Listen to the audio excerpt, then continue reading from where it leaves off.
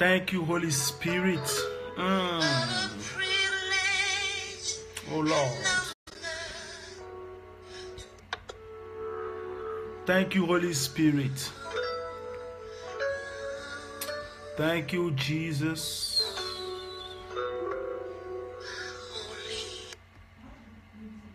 Thank you, Lord.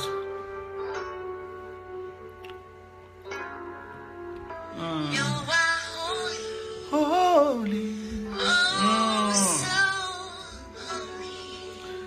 Je vous reçois avec la chantre.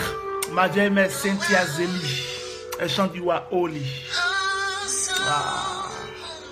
Là où tu es chez toi. Lord.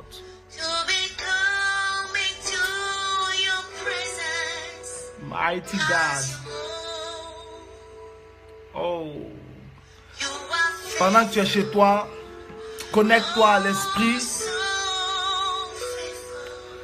Because your God is so faithful. He is so faithful. Il est fidèle. Ton Dieu est tellement fidèle.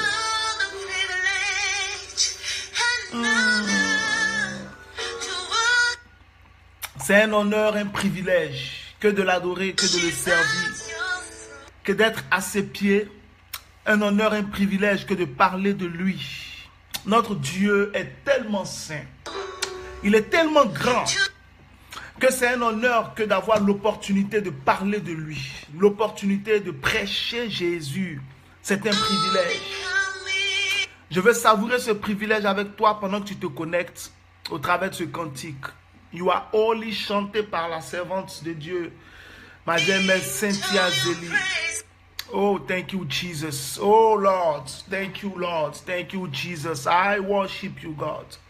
And I praise your holy name. I worship you, Jesus. And I praise your holy name. Merci, Saint-Esprit. Pendant que tu te connectes, sois en esprit. Parce que quelque chose de puissant va se passer ce soir dans ta vie. Quelque chose de glorieux va se passer. Quelque chose de bon. Quelque chose venant du Seigneur va se passer dans ta vie. Dieu te fera du bien. Je suis sûr que le moment que nous allons passer ensemble te sera bénéfique. Dieu te fera du bien. Dieu te fera du bien. Dieu te fera du bien. Thank you, Jesus. God is so faithful. Oh, soyez bénis pendant que vous vous connectez. Soyez bénis. La grâce de Dieu est sur vous. Yes. Oh Lord. Shalom à tous au nom de Jésus. Le Seigneur vous bénisse abondamment. Que le Seigneur vous bénisse abondamment. Merci d'être là. Merci d'être connecté. Nous allons passer un moment ensemble au nom de Jésus-Christ pour partager la parole de Dieu sur un thème assez simple, assez tranquille que je voudrais, n'est-ce pas, sur lequel je voudrais prêcher. C'est les différents types de jeûnes. Et donc là, ce que nous allons faire, nous allons prier et ensuite nous allons commencer pour ne pas trop perdre, n'est-ce pas, du temps et vous retenir indéfiniment. Nous prions. Père éternel, mon âme te bénit. Je veux te glorifier parce que c'est un honneur que de prêcher Jésus-Christ. Saint-Esprit, donne-moi de prêcher comme je l'ai entendu et de dire les choses comme tu me les as dites. Oins cette parole, qu'elle reçoive ton sceau et qu'elle apporte quelque chose de bon à tes serviteurs, à tes servantes, à tes filles qui vont l'écouter. Merci de prendre le contrôle, de changer l'atmosphère au nom de Jésus-Christ. Merci pour ton onction. Amen. En ce qui concerne les jeunes, ce que nous devons savoir déjà, c'est que je ne connais pas, je dis bien je ne connais pas de loi biblique sur tel ou tel type de jeûne pour obligatoirement telle ou telle situation. Ce que je veux dire, c'est que je ne connais pas de loi biblique qui dit que bon, il y a telle situation que quelqu'un traverse, c'est obligatoirement ce jeûne-là qui peut décanter sa situation. Ce que je sais, c'est qu'il y a dans la Bible des expériences que les personnages bibliques, n'est-ce pas, ont faites avec le Seigneur au travers de certains jeûnes, au travers de certains nombres de jours de jeûne. Donc, je vais partir simplement à partir de ces expériences bibliques-là, parce que c'est la Bible qui nous met tous d'accord. Je vais partir de ces expériences bibliques-là pour pouvoir, n'est-ce pas, traiter ce sujet-là qui est très sensible, parce qu'il s'agit aussi d'un certain engagement spirituel très fort. Et donc, il n'y a pas, je ne connais pas de loi biblique qui dit par exemple que j'ai tel problème, je voudrais que le Seigneur intervienne, et puis on va me dire, bon voilà, c'est tel nombre de jours de jeûne, on va fouiller dans un cahier pour dire, bon c'est tel nombre de jours de jeûne, si tu le fais, ça décante. Non, le nombre de jours de jeûne dépend de l'expérience que nous pouvons vivre, du besoin personnel que nous pouvons avoir. Ça dépend aussi du Saint-Esprit, ça dépend de ce que Dieu veut faire, de comment Dieu veut le faire. Donc, ce que je veux faire là ce soir, c'est de simplement partir sur la base des expériences bibliques, n'est-ce pas, de certains personnages par rapport aux jeunes qui sont dans la Bible. Mais à partir de ces jeunes-là, Dieu pourra te donner une idée, n'est-ce pas, de comment il travaille au travers des jeunes. Mais toi-même, tu peux avoir des expériences personnelles où ton esprit va exiger tel nombre de jours de jeûne. Ou aussi le Saint-Esprit va exiger de toi de manière exceptionnelle tel nombre de jours de jeûne. Pour dire, rentre en jeûne tel nombre de jours, et puis je vais faire ceci, je vais faire cela. Donc ce que moi je vais dire, ce que je vais enseigner, ce n'est pas une loi pour dire c'est ça qui règle ça, c'est ça qui règle ça. Non, Jésus a dit que celui qui est né de l'esprit est comme le vent. L'esprit souffle où le vent souffle où il veut. On ne sait d'où il vient ni où il va. Donc le Saint-Esprit, souvent il fait ce qu'il veut. De toute façon, c'est pour cela qu'il est le chef. Donc il est souverain, il fait ce qu'il veut. Avec toi, il peut dire, si tu fais 3 jours de jeûne, je vais décanter cette situation. 3 jours de jeûne et prière, je vais décanter cette situation. Et pour le même sujet, il peut dire à quelqu'un d'autre, observe 7 jours de jeûne. Vous comprenez? Observe 7 jours de jeûne et puis je vais décanter la situation. Et puis les choses vont s'arranger. Pour un même sujet avec une autre personne, il peut dire fais 10 jours de jeûne ou même 2 jours de jeûne. Donc, cela dépend du Saint-Esprit, mais quand même la Bible est là pour nous donner, n'est-ce pas, le canevas. La Bible est là pour nous donner une certaine orientation générale afin que nous puissions voir d'une manière globale comment l'Esprit de Dieu travaille au travers, n'est-ce pas, des jeûnes. Donc, c'est ce que par la grâce de Dieu, je vais essayer de faire. Donc, je vais parler sur les différents types de jeûnes et je compte sur toi pour, n'est-ce pas, comprendre cela avec sagesse et intelligence spirituelle au nom de Jésus-Christ de Nazareth. Dieu te bénisse chez toi ce soir. La grâce de Dieu est sur toi. L'onction de Dieu est sur toi. La faveur de Dieu est suffisante pour ta vie et tu es dans la victoire au nom de Jésus-Christ de Nazareth. Premier exemple que je veux prendre. On va prendre Exode chapitre 24 verset 18. Exode chapitre 24 verset 18. La Bible dit en Exode chapitre 24 verset 18, je vais donc commencer avec Moïse. Je vais prendre l'exemple d'abord de Moïse, les différentes jeunes de Moïse. Et je vais parler, donc je vais prendre comme ça différents personnages bibliques. Et puis à partir de là, je vais, par la grâce de Dieu, expliquer certaines choses. Donc, il y a déjà l'exemple de Moïse. On va prendre Exode chapitre 24 verset 18. La Bible dit que Moïse entra au milieu de la nuée et il monta sur la montagne. Moïse demeura sur la montagne 40 jours et 40 nuits. Moïse entra au milieu de la nuée et il monta sur la montagne. Moïse demeura sur la montagne 40 jours et 40 nuits. Donc Moïse, n'est-ce pas, a passé 40 jours et 40 nuits dans la nuée, en jeûne, devant le Seigneur. 40 jours et 40 nuits dans la nuée, en jeûne devant le Seigneur. C'était une convocation divine. C'est Dieu, n'est-ce pas, au verset 1 du chapitre 24. Donc, Dieu dit à Moïse, monte vers l'Éternel, toi et Aaron, Nadab et Abihu, et 70 des anciens d'Israël, et vous vous prosternerez de loin. Et au verset 9, Moïse monta avec Aaron, Nadab et Abihu, 70. Il vit le Dieu d'Israël sous ses pieds. C'était comme un ouvrage de saphir, transparent comme le ciel lui-même. Dans sa pureté, il n'étendit point sa main sur le lit des enfants d'Israël. Ils virent Dieu, ils mangèrent là. Donc l'Éternel dit à Moïse au verset 12, monte vers moi sur la montagne et reste là.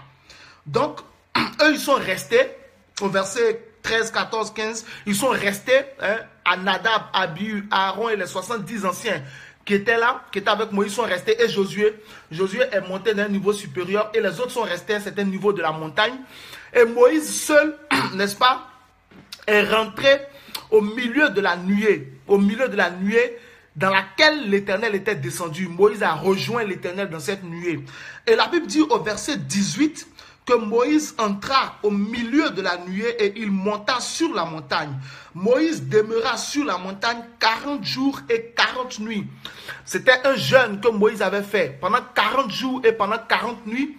N'est-ce pas? Moïse était en jeûne devant le Seigneur. Il était en jeûne pendant 40 jours et 40 nuits devant le Seigneur. Vous comprenez? Et donc, ce jeûne que Moïse a fait, pourquoi est-ce que Moïse a passé 40 jours et 40 nuits devant le Seigneur? Pour quelle raison? Ça, c'est très très important.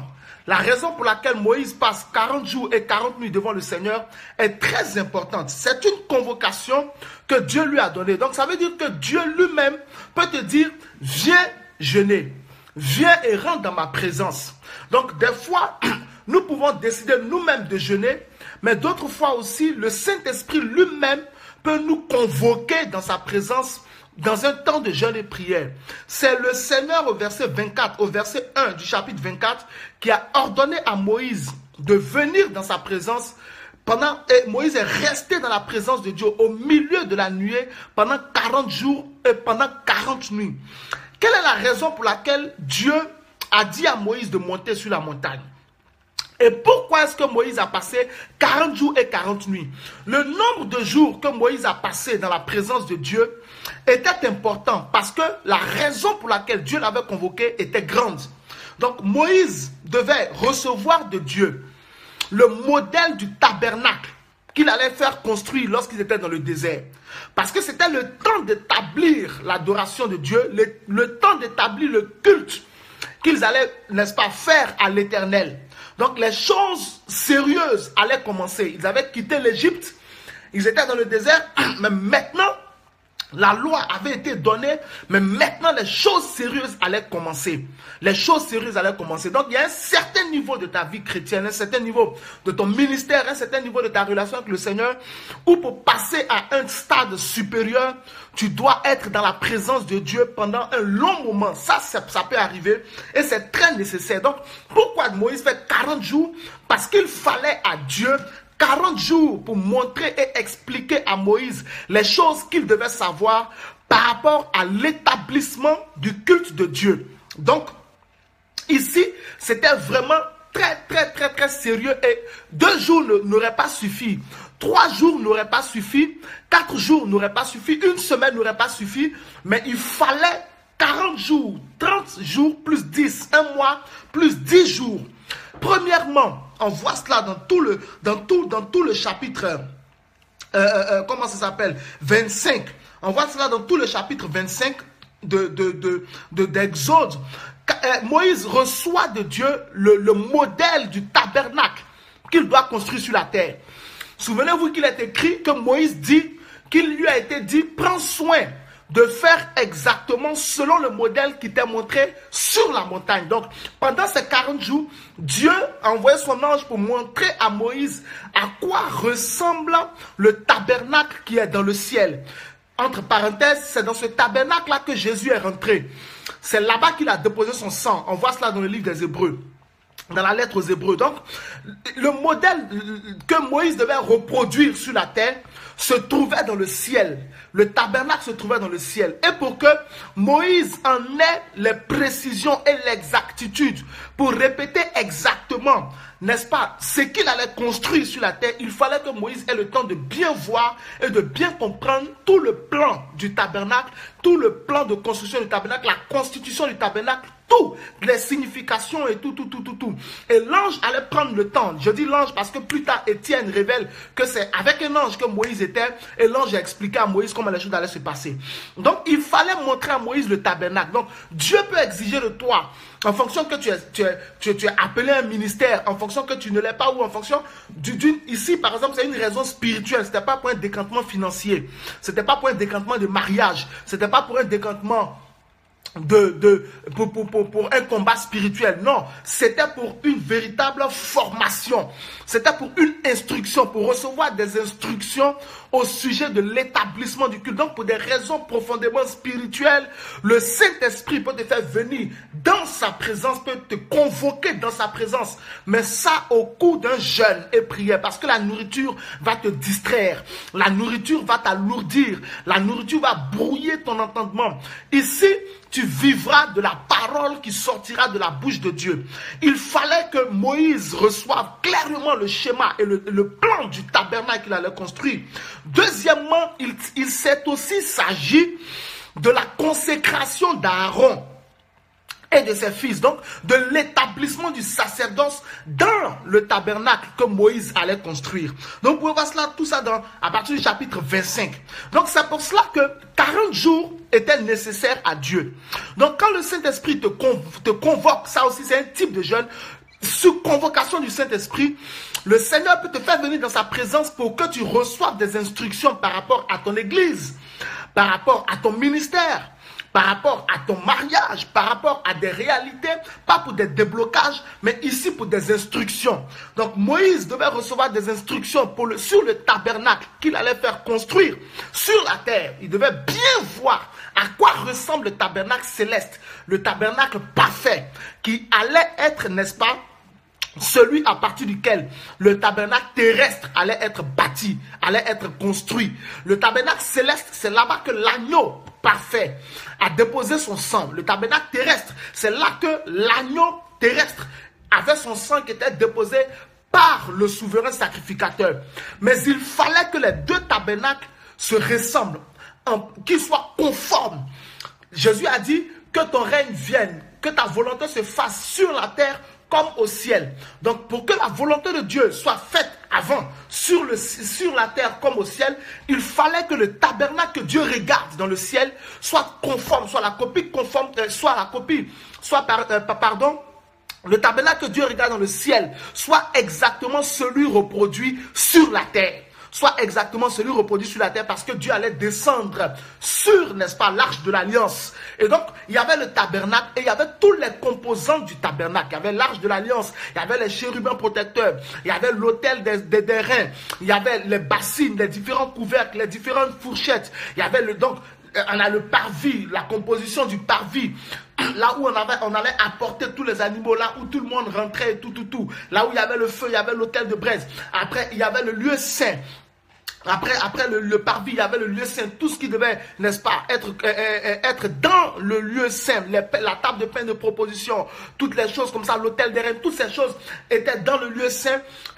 Après, il y a le chandelier d'or et tout cela. Et enfin, le lieu très saint où se trouve l'arche de l'alliance, sur lequel les chérubins aux ailes déployées étaient dans le coffre avec les cornes et tout cela. Vous voyez donc, l'arche de l'alliance en or et tout, et au niveau des cornes, c'était l'autel de bronze qui était, n'est-ce pas, dans le lieu, dans le lieu saint. Donc, c'était un gros travail. Et il fallait 40 jours pour faire cela. Donc, le nombre de jours de jeûne que Dieu a exigé de Moïse était par rapport à l'instruction, à la taille de l'instruction que Moïse allait recevoir. Après, il y avait la consécration d'Aaron et de ses fils. Donc, comme je vous ai dit, c'était le début de l'établissement du culte. Donc, il fallait consacrer le souverain sacrificateur qui était Aaron et ses différents fils Abiatar. Et ses différents fils Nadab et Abihu. Donc, et tout l'ordre sacrifie, tout l'ordre du sacerdoce des sacrificateurs.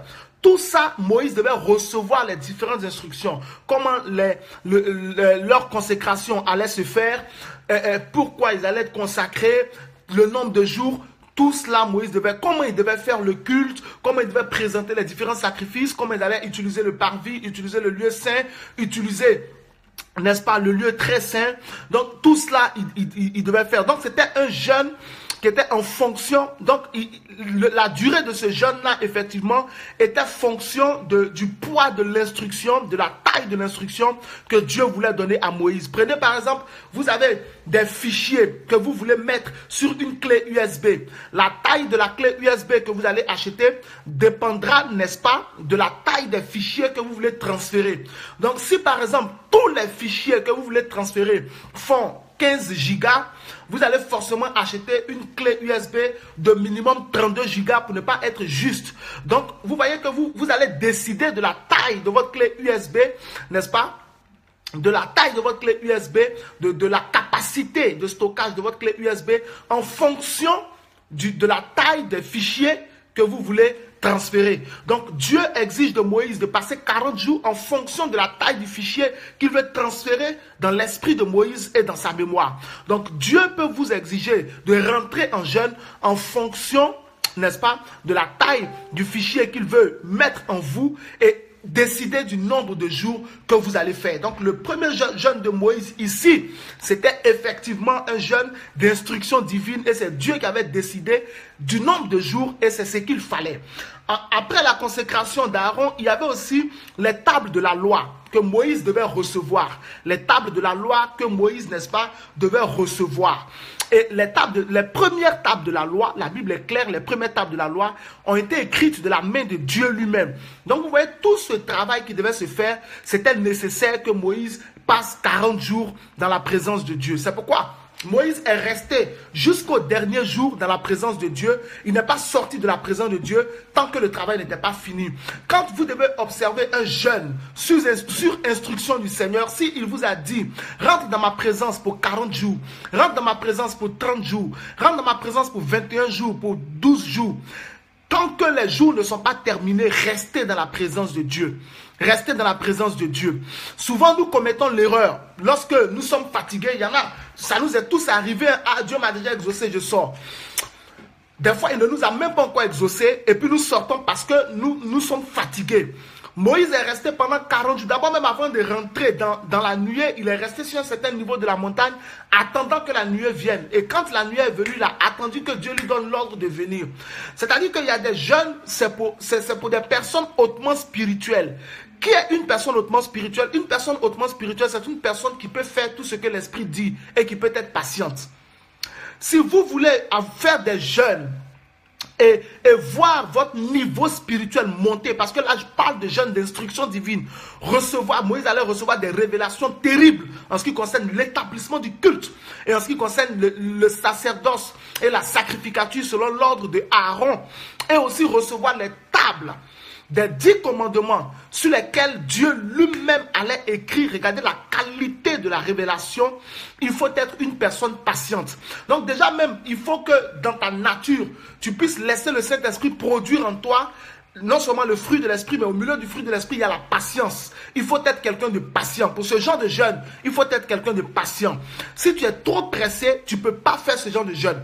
Quand le Saint-Esprit te dit, viens dans ma présence, et qu'il te donne un certain nombre de jours de jeûne, tant que le nombre de jours de jeûne n'est pas fini, ou tant que Dieu ne t'a pas dit ce pourquoi il t'a dit de rentrer, tu ne peux pas sortir du jour de jeûne, de ce jeûne. Il faut être patient. Il faut vraiment être patient. Il y a par exemple des personnes qui vont dans les jeûnes pour comprendre pourquoi ils souffrent. C'est-à-dire avoir la révélation. Pourquoi telle situation m'arrive? Ils décident par exemple eux-mêmes, il y a des gens qui rentrent eux-mêmes, ils décident de partir, ou bien par exemple, ils expliquent le problème à un homme de Dieu, à un servant de Dieu, donc à leur pasteur. Pasteur, je veux vraiment savoir pourquoi il y a telle chose qui m'arrive, pourquoi il y a telle chose qui m'arrive. Et sous l'onction, le pasteur lui dit, ok, l'Esprit me dit de te dire de rentrer dans 30 jours de jeûne. Et pendant les 30 jours de jeûne, il va te révéler les profondeurs de ta famille, les liens de ta famille, les choses qui sont cachées que tu ignores et qui certainement sont en train d'agir contre toi. Vous allez voir qu'il y a des personnes qui dans les premières heures sont zélées, ils se préparent même pas. Celui qui a suivi l'enseignement que j'ai donné sur le jeûne, il a dit qu'il faut se préparer avant de rentrer en jeûne. Ok. Donc il y en a qui se préparent même pas, ils se jettent. 30 jours de jeûne, Dieu va me parler. Premier jour, Dieu n'a rien dit. Deuxième jour, Dieu n'a rien dit. Troisième jour, Dieu n'a rien dit. Après une semaine, comme ils n'ont rien entendu, ils n'ont eu aucun songe, paf, ils sortent. Non, c'est que le pasteur là, Dieu ne lui a pas parlé. Pour faire le genre de jeûne que Moïse a fait là, il faut être une personne patiente. Parce que vous ne pouvez jamais obliger Dieu à vous donner une révélation. Dieu donne la révélation aux gens qui savent attendre. Dieu donne la révélation aux gens qui savent attendre. Le Seigneur ne donne jamais de révélation profonde à une personne impatiente. Dieu donne des révélations aux gens qui savent attendre. Moïse a attendu. C'est pourquoi il est témoigné au sujet de Moïse qu'il était l'homme le plus patient du monde. Moïse a attendu pendant 40 jours au milieu de la nuée, sans manger et sans boire, que Dieu finisse tout ce qu'il avait à lui dire avant de descendre. Donc ça, c'est un type de jeûne, un jeûne de révélation, un jeûne d'instruction, mais un jeûne décidé par le Seigneur lui-même. Et donc, il peut t'arriver, si jamais tu as entendu dans ton oreille, le Saint-Esprit te dit, ma fille monte en jeûne, ou bien mon fils monte en jeûne. Oui, le Saint-Esprit le fait, il a fait avec Moïse au chapitre 24 de Exode, chapitre 24, verset 1, monte vers l'Éternel. Mais vous voyez que ça a été des étapes. Ce genre de jeûne-là, c'est pour les patients. Je veux vraiment insister sur ce point-là. Si tu es quelqu'un d'impatient, tu ne peux pas recevoir des révélations profondes de la part de Dieu. Parce que Dieu ne donne pas de révélations profondes à quelqu'un qui est en train de manger. C'est pas possible. Dieu donne des révélations profondes à quelqu'un dont la chair n'est pas en train de parler. À quelqu'un qui est dans un temps où il est en train de vivre uniquement de la parole qui sort de la bouche de Dieu. Moïse était dans la nuée, il ne mangeait pas, il ne buvait pas. Tout son esprit était focalisé sur Dieu. Et Dieu libérait sa parole et Moïse recevait les instructions. Les 10 commandements ont été écrits sur des pierres. Et Dieu a écrit cela avec son doigt. Il faut être patient.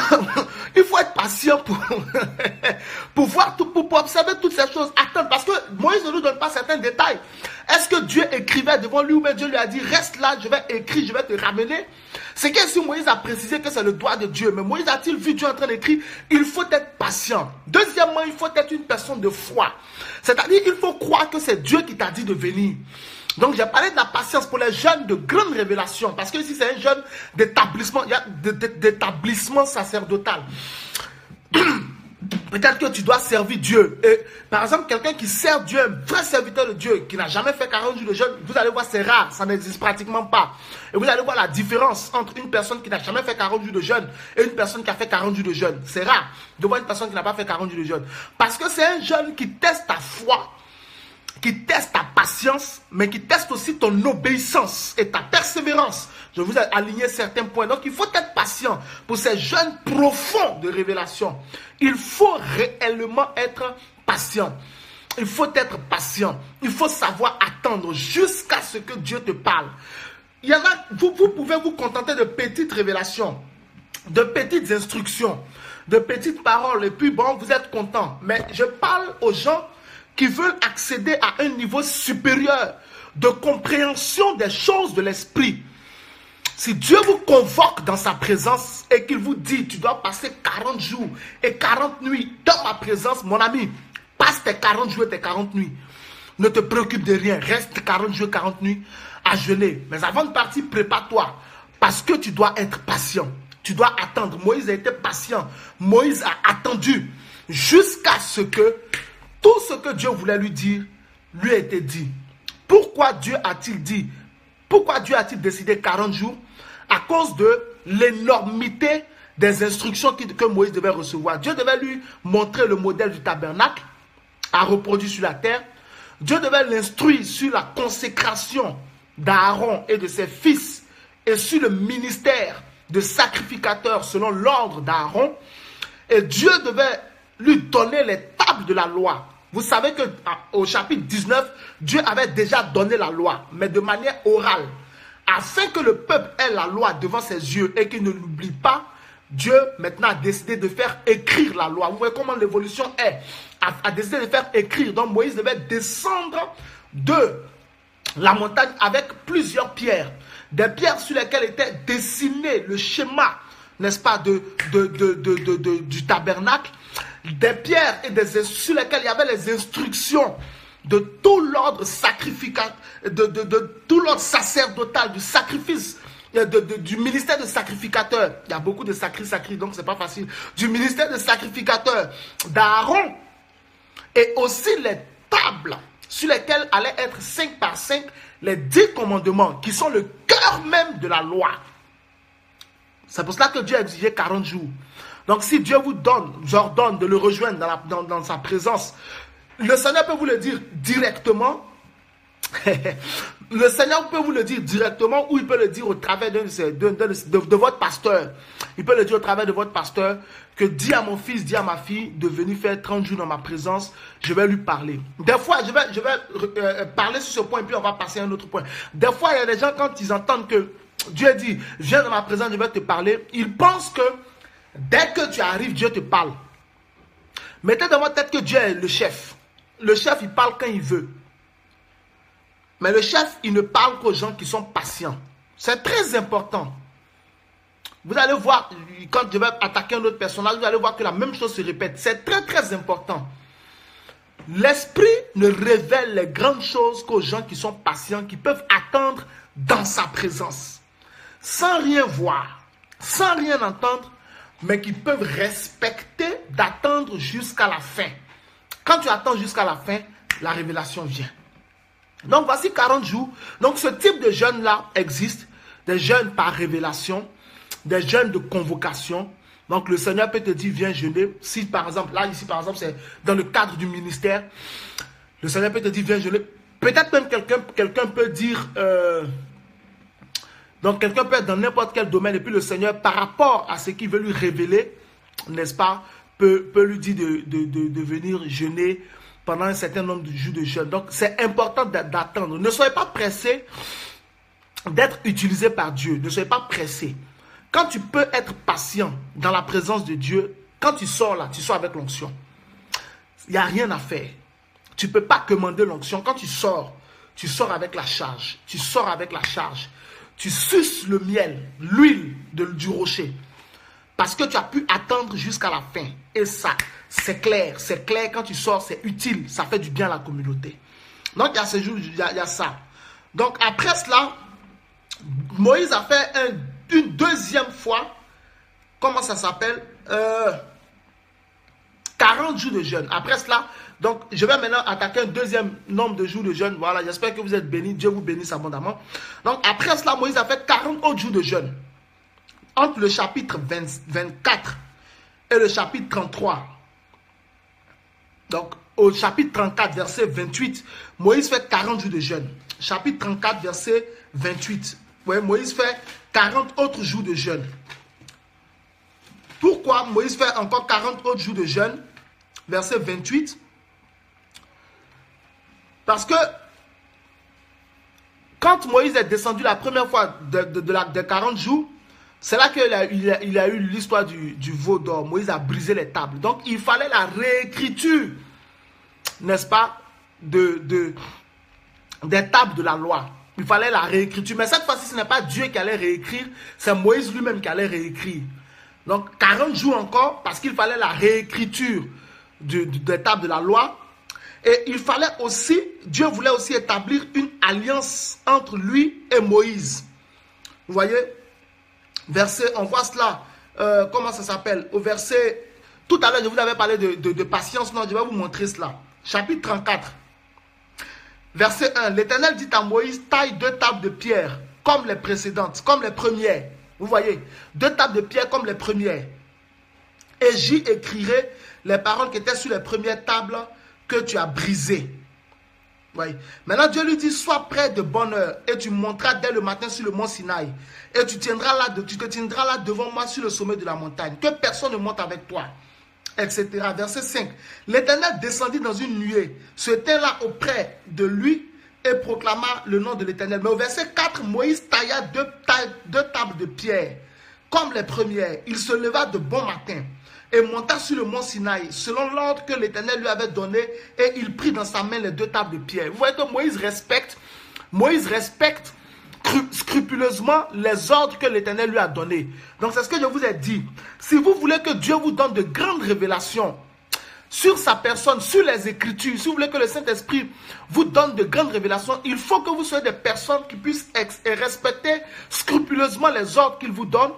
Être une personne très patiente, parce que Dieu, lui, le temps n'agit pas sur lui. Donc, il prend tout son temps. Dieu, il fait comme il veut. Mais nous, le temps agit sur nous. C'est pour ça que souvent nous sommes agités et nous sommes impatients. Mais Daniel a dit que Dieu est le maître des temps et des circonstances. Donc Dieu, lui, le temps n'agit pas sur lui. Si tu n'es pas patient, tu ne peux pas recevoir de grandes révélations et de grandes connaissances. Si tu es pressé, tu peux recevoir les miettes qui tombent de la table des enfants. Mais si tu n'es pas pressé, tu recevras le pain lui-même, au lieu de recevoir les miettes des pains que les autres mangent. Donc au chapitre 34, on voit que Moïse a respecté tout ce que l'Éternel lui a dit, et il s'est tenu sur la montagne, il a attendu. Quand il a attendu, Dieu s'est présenté à lui et Dieu a proclamé son nom. Après cela, au verset 8, Moïse s'inclina à terre et adora. Vous voyez, il y a tout, c'est pourquoi il parlait tout à l'heure de préparation de jeûne. Moïse s'est incliné à terre, il a adoré. Donc là, Moïse est venu en fait dans la présence de Dieu pour que Dieu lui, n'est-ce pas, lui réécrive sur les tables les 10 commandements, que Dieu aussi établisse une alliance avec lui. Mais Moïse n'est pas pressé. Il prend tout son temps, il adore même, il s'incline, il attend premièrement, jusqu'à ce que Dieu vienne. Donc ce genre de jour de jeûne, les 40 jours que vous pouvez faire par rapport à votre ministère, par rapport à votre appel, je ne sais pas, il faut être patient pour ce genre de jeûne. Il faut attendre, surtout quand c'est sur la convocation, quand c'est Dieu lui-même qui t'a dit, viens dans ma présence. Il faut être patient. Moïse a attendu, il est resté avec les 2 pierres. Depuis le matin, très tôt le matin, il est là, il attend. Il a attendu jusqu'à ce que Dieu vienne. Et quand Dieu est venu, Dieu n'a pas dit, ok Moïse, tu m'attendais, viens, je vais écrire rapidement, tu vas descendre. Non! Dieu, il prend tout son temps. Il faut que toi aussi, tu acceptes de suivre son rythme. Moïse a attendu. Quand l'Éternel s'est présenté, il a proclamé son nom, il est passé devant Moïse. Je suis l'Éternel qui conserve son amour jusqu'à 1000 générations, qui pardonne l'iniquité. Il a proclamé. Quand il a fini cela, la Bible dit, aussitôt Moïse s'inclina à terre et adora. On ne nous dit pas combien d'heures tout ça prend. Mais Moïse respecte, Moïse est patient.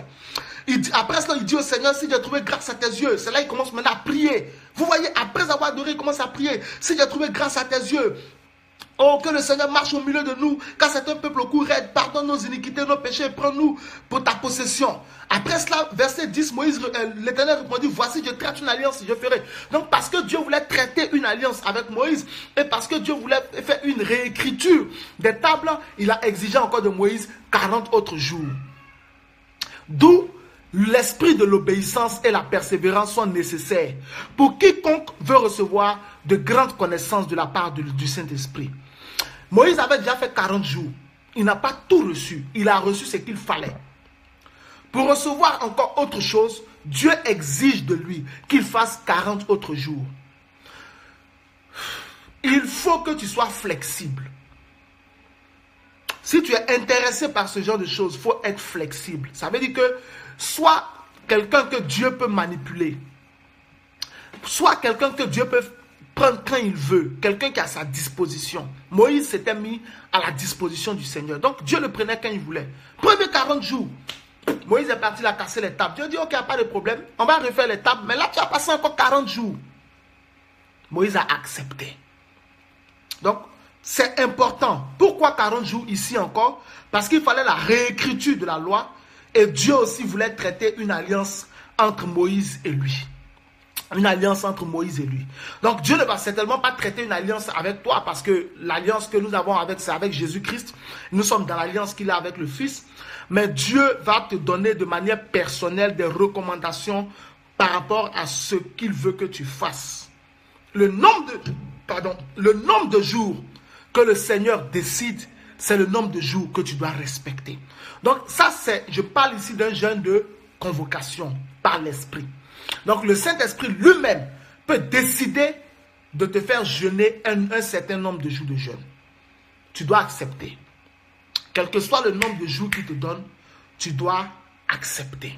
Donc il y a ces jeûnes-là, des jeûnes de convocation. Les jeûnes, n'est-ce pas, pour acquérir des instructions. C'est des jeûnes pour recevoir de grandes visions sur l'avenir, sur l'œuvre. Tu peux être un pasteur, établi sur un ministère ou établi sur une église. Je ne sais pas ce que tu fais, mais Dieu peut t'ordonner de venir dans sa présence jeûner pour recevoir des instructions très fortes et très sérieuses. Et le nombre de jours de jeûne qui va décider, c'est en fonction de ce que tu dois recevoir. Donc ça c'est fait. Ça aussi c'est un type de jour de jeûne. Un type de jeûne. On va parler aussi de Aaron, par exemple. J'espère que quelqu'un a déjà compris cet exemple-là. On va aussi parler de Aaron. Regardez dans Exode, chapitre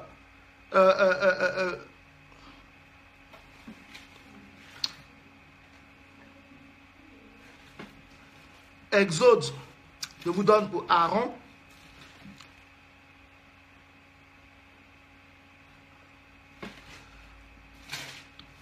Donc, il y a, n'est-ce pas, pour Aaron. Exode chapitre 38, verset 33 à 36.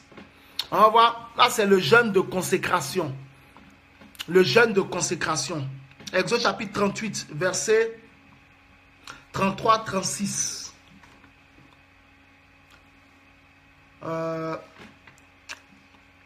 Non, attendez. Petite...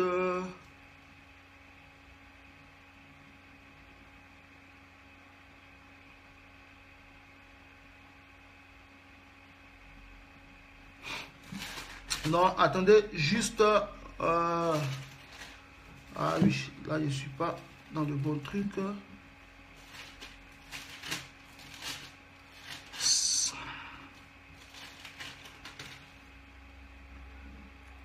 Sur, plutôt Lévitique chapitre 8, verset 33. Voilà, Lévitique chapitre 8, verset 33-36. Ça, c'est un deuxième type de jeûne aussi. C'est le jeûne de consécration.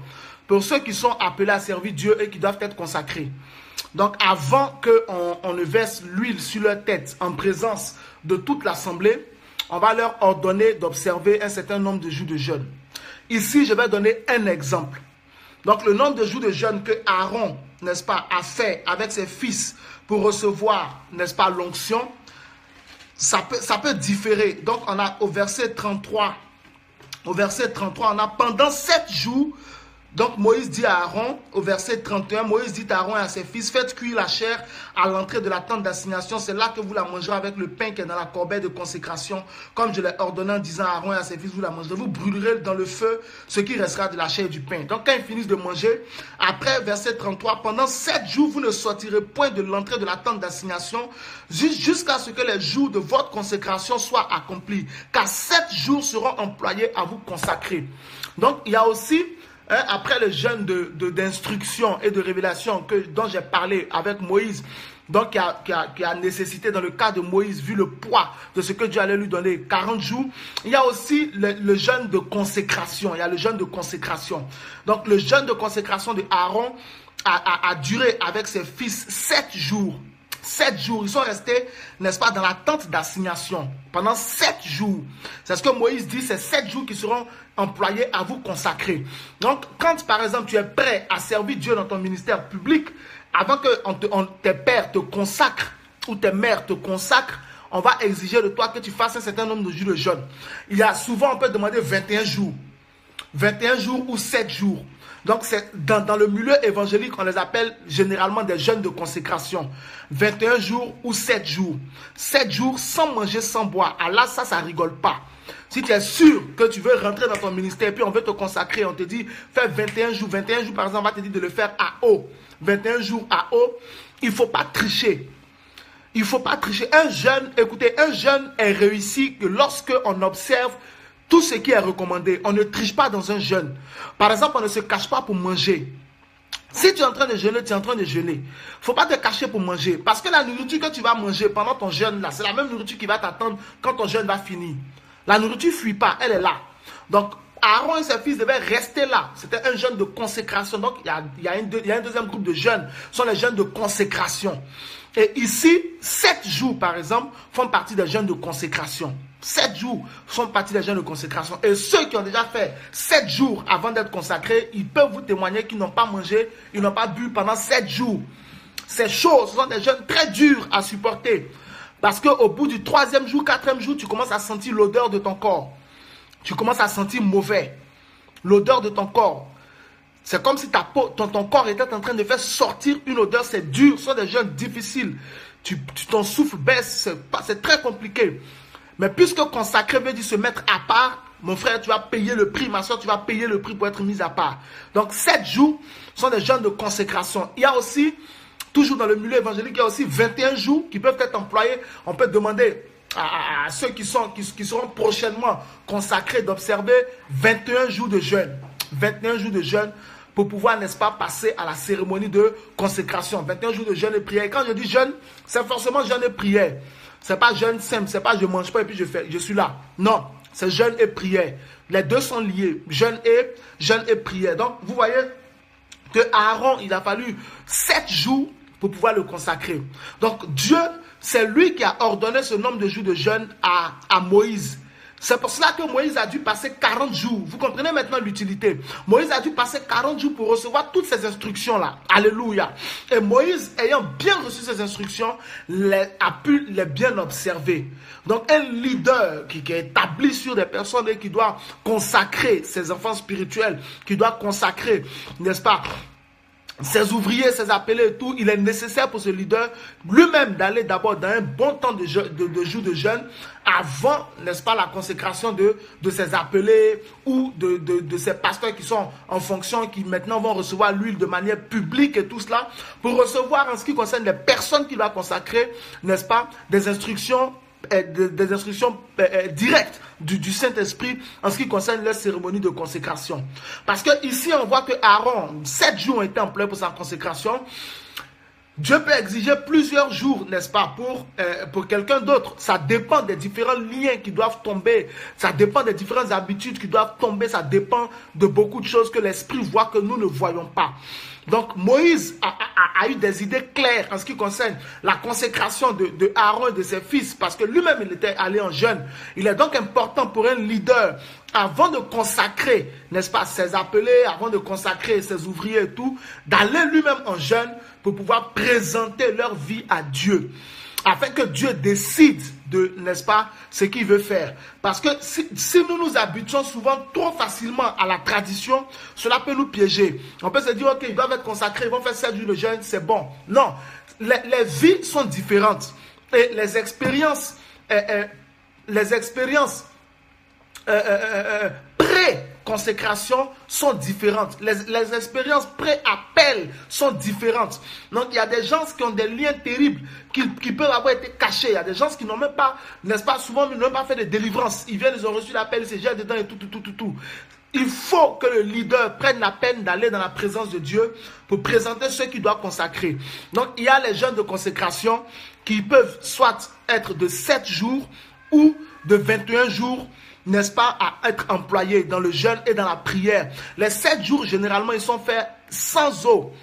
Tu ne manges point, tu ne bois point. Les 21 jours, généralement, ils sont faits à eau. Les 21 jours à eau, tu manges, n'est-ce pas, et tu bois de l'eau pour pouvoir récupérer tout cela un peu. Parce que 21 jours, c'est quand même très long, ça fait 3 semaines. Donc, il y a les jeûnes de consécration. Et c'est de ça que je viens, n'est-ce pas, de parler. Après cela, on va parler aussi de Esther. Partons sur Esther. Esther chapitre 4. Ça, c'est l'un des jeûnes, après le jeûne de consécration. Parce que là, j'ai parlé de deux catégories de jeûnes, mais qui s'inscrivent surtout dans la fonction, dans le domaine sacerdotal. Dans la fonction dans le domaine sacerdotal. Et je vais revenir aussi sur le jeûne de comment il s'appelle, les 40 jours de Moïse. Et je vais expliquer une chose importante avant d'attaquer le jeûne d'Esther. Comment ça s'appelle? Par exemple, tu veux devenir une femme d'affaires. Ou tu veux devenir un homme d'affaires. Donc toi, tu n'es pas pasteur, tu n'es pas appelé être pasteur et tout ça. Tu es dans les affaires. Et tu veux que le Saint-Esprit te donne des idées révolutionnaires afin que tu puisses inventer des choses qui vont révolutionner ta génération et que ton nom soit inscrit dans le livre de ceux qui ont apporté quelque chose de puissant à l'humanité. 40 jours de jeûne, c'est bon. 40 jours de jeûne, c'est très bon. Va en 40 jours de jeûne et demande au Saint-Esprit de t'instruire dans le domaine où tu veux t'engager. Quel que soit le domaine des affaires, sache que Dieu est le maître de tous les domaines. 40 jours de jeûne, c'est bon pour toi. Moi, je peux te dire, va en 40 jours de jeûne. Si tu veux recevoir des idées révolutionnaires, va en 40 jours de jeûne. Tout le monde connaît le témoignage de Caterpillar et tout cela. C'est par révélation que ce monsieur a vu cette machine-là. Ce n'est pas de l'amusement. à un moment, il faut des révélations pour voir certaines choses. Il y a des choses dont je ne veux pas parler là, mais sachez qu'il y a un certain niveau de la vie de l'homme, il faut des révélations. Il y en a certains qui ont pris le chemin du diable, ils sont allés recevoir des révélations de démons de haute catégorie pour pouvoir avoir des inventions, ce genre de choses. Mais il y en a qui ont pris la voie du Saint-Esprit.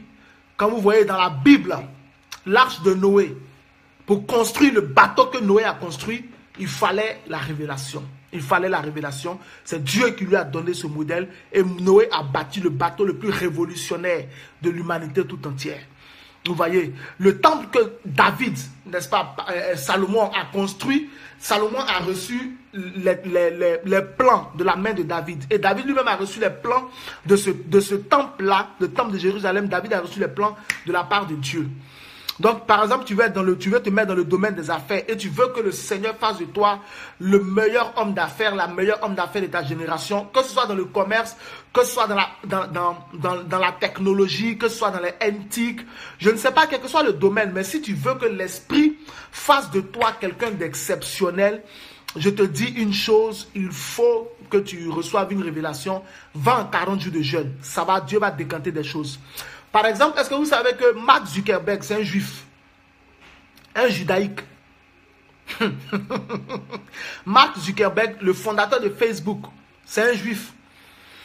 Et dernièrement, dans un témoignage, il a dit les prières qu'il récitait pour que les choses, n'est-ce pas, puissent se décanter.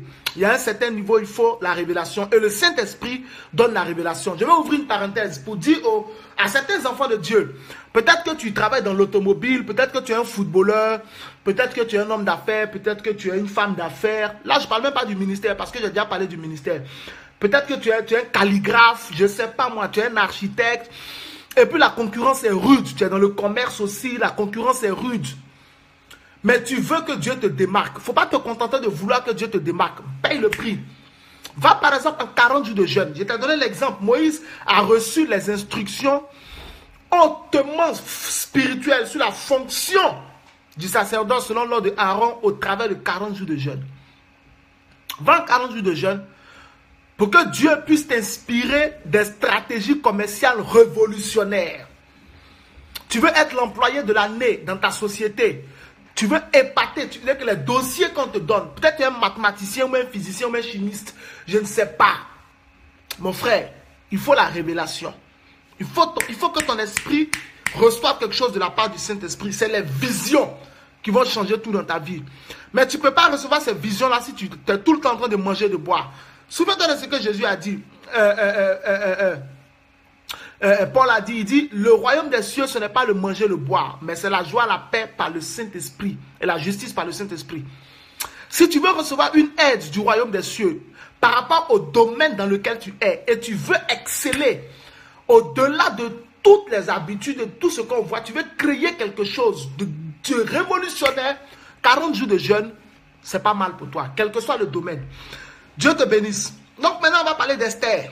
Oh, Esther, ça c'est le jeûne le plus populaire dans le milieu chrétien. Tout le monde connaît ce jeûne-là, le jeûne Esther.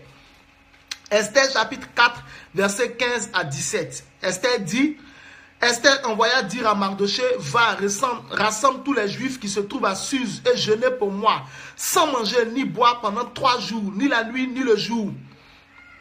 Car ni la nuit ni le jour, moi aussi je jeûnerai de même avec mes servantes, puis j'entrerai chez le roi malgré la loi, et si je dois périr, je périrai. Donc il y a le jeûne Esther. On l'appelle le jeûne Esther parce que c'est Esther qui l'a fait. Le jeûne Esther, c'est elle qui l'a institué. Esther a fait ces 3 jours de jeûne parce qu'il y avait un décret de mort sur elle et sur son peuple. Donc si tu es au courant que des sorciers veulent te tuer, ta famille et toi, les 3 jours de jeûne d'Esther, c'est pas mal. Par exemple, rentre en 3 jours de jeûne d'Esther. Donc, moi, je te donne seulement le contexte des jeûnes bibliques. Maintenant, après, toi, tu peux décider du nombre de jours de jeûne que tu veux faire en fonction de la situation que tu traverses. Donc, moi, je te donne le contexte. Le contexte du jeûne d'Esther, c'était de briser un décret de mort. Donc, peut-être que dans ta famille, il y a des morts prématurées. Peut-être que même tu as fait un rêve et puis un sorcier t'a dit, ou même un magicien t'a dit, ou même je ne sais pas, un franc-maçon t'a dit, toi, tu ne vas pas traverser 2017, tu vas mourir. Le contexte du jeûne d'Esther, c'était pour briser un décret de mort. Un décret signé par la plus haute autorité, par le roi. Et les 3 jours ont suffi pour briser ce décret. Donc peut-être que dans ta vie, il y a des décrets de mort. Peut-être qu'il y a des menaces de mort sur ta vie, etc. Le contexte du jour de jeûne de Esther peut t'aider. Tu peux prendre 3 jours de jeûne sec, sans manger, sans boire, pour implorer le Seigneur afin qu'il détruise et qu'il retourne contre l'ennemi la mort qu'on veut t'infliger. Parce que les 3 jours de jeûne que Esther a demandé, les 3 jours de jeûne qu'Esther a demandé, elle l'a demandé parce qu'il y avait un décret de mort. Donc si tu veux briser un décret de mort, le jeûne Esther est un jeûne formidable. C'est un jeûne formidable. Tu veux briser l'autorité des magiciens sur ta vie, le jeûne Esther est un jeûne formidable. Parce que Aman, pour qu'il choisisse la date où il voulait, n'est-ce pas, massacrer les Juifs, il a consulté, n'est-ce pas, ses dieux. Il a consulté ses dieux. Et c'est après avoir consulté ses dieux qu'il a reçu, n'est-ce pas, les jours où il était favorable d'exterminer les Juifs. Donc, j'ai dit que le jeûne Esther est un jeûne qui est bon pour briser un édit de mort sur ta famille, sur ta vie. 3 jours de jeûne sec, sans manger, sans boire, ça peut être très très efficace parce que c'est ce qui s'est passé dans la Bible. Donc si tu vis des attaques de sorcellerie, des cauchemars, on t'étrangle pendant la nuit, tu es fatigué, tu veux vraiment que ces ennemis-là tombent, 3 jours de jeûne sec, sans manger, sans boire, le jeûne Esther peut être efficace. Deuxièmement, tu es aussi attaqué par des magiciens. Tu es dans une zone qui peut être entourée par des magiciens, entourée par des féticheurs, ça te fatigue. Esther, les 3 jours de jeûne ont suffi pour faire tomber Aman. Aman était un véritable magicien. Aman était un magicien, un vrai fétichiste. 3 jours de jeûne, ça suffit pour le mettre KO. Donc, tu peux rentrer en jeûne Esther, c'est-à-dire 3 jours de jeûne. Esther a bien précisé, hein, sans manger, sans boire, chapitre 4, verset 16. Sans manger, sans boire, ni la jour, ni le jour, ni la nuit. Donc, si tu commences mercredi à minuit, donc minuit, mercredi, tu arrêtes de jeûner, mais tu fais mercredi, jeudi, vendredi, minuit. C'est là que tu arrêtes de jeûner. Pas 18 heures. 3 jours. Donc Esther a fait ce jeûne pour briser la mort. Un édit de mort sur sa vie et sur la vie de tous les Juifs. Donc tu peux faire ça. Si tu sens des attaques de sorcellerie, si tu sens, par exemple, il y a des gens, chaque année, à une période particulière, ils tombent malades. Le jeûne Esther peut décanter par la puissance de Dieu cette situation-là. C'est une action de sorcellerie sur ta vie, une malédiction qui était posée. Donc ça fait que par exemple, chaque mois de janvier, tes enfants ne peuvent vous tomber malades. Et ça te fatigue, tu en as marre. Le jeûne Esther peut être efficace. Deuxièmement, Aman était un féticheur, un véritable magicien. Il a consulté des dieux, des démons pour pouvoir fixer la date de l'extermination des Juifs. 3 jours de jeûne, ça met KO ce genre de choses autour de toi. S'il y a des gens qui sont, tu sens que les gens se lèvent contre toi dans ce genre de 3 jours de jeûne, ça met KO.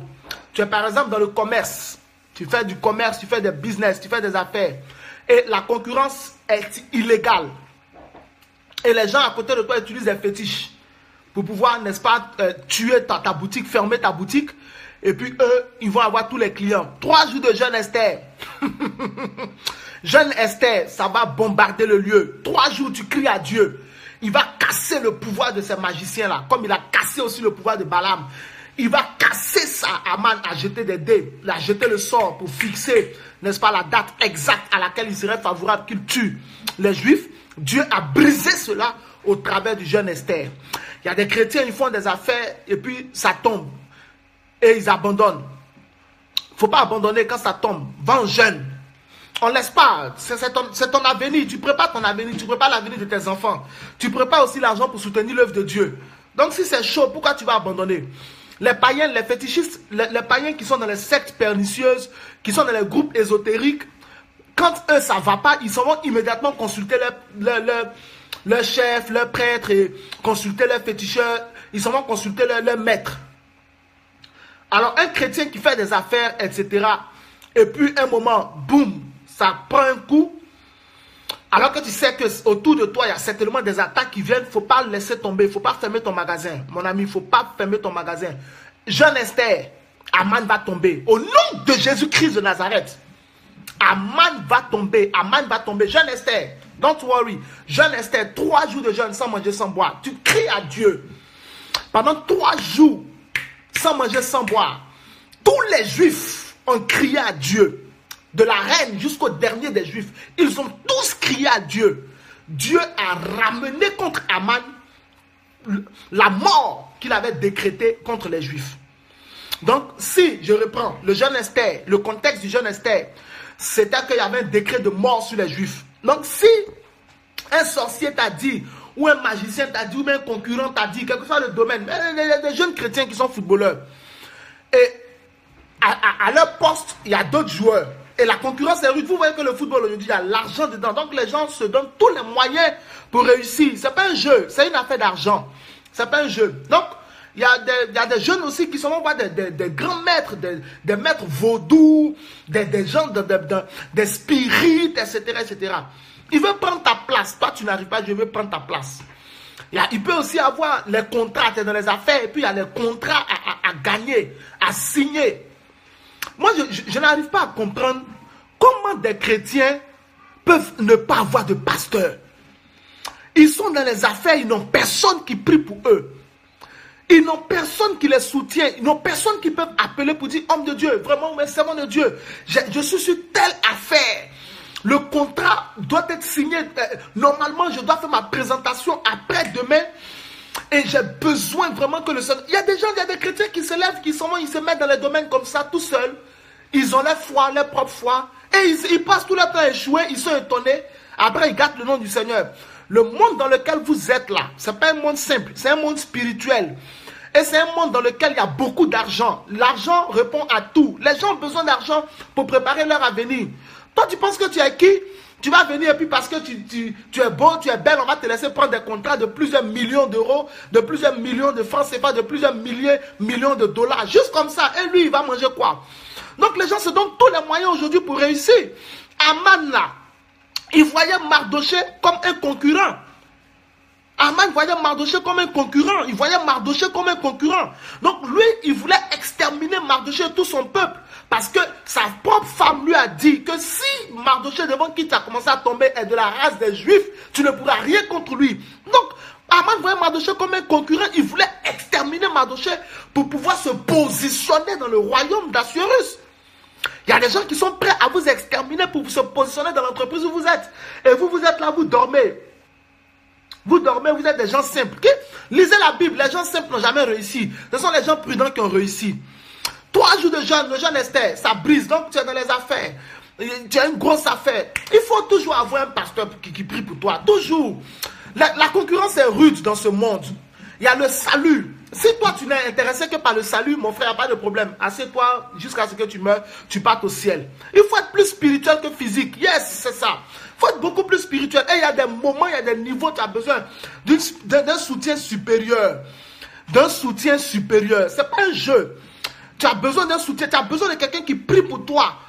Une onction supérieure pour percer dans certains domaines.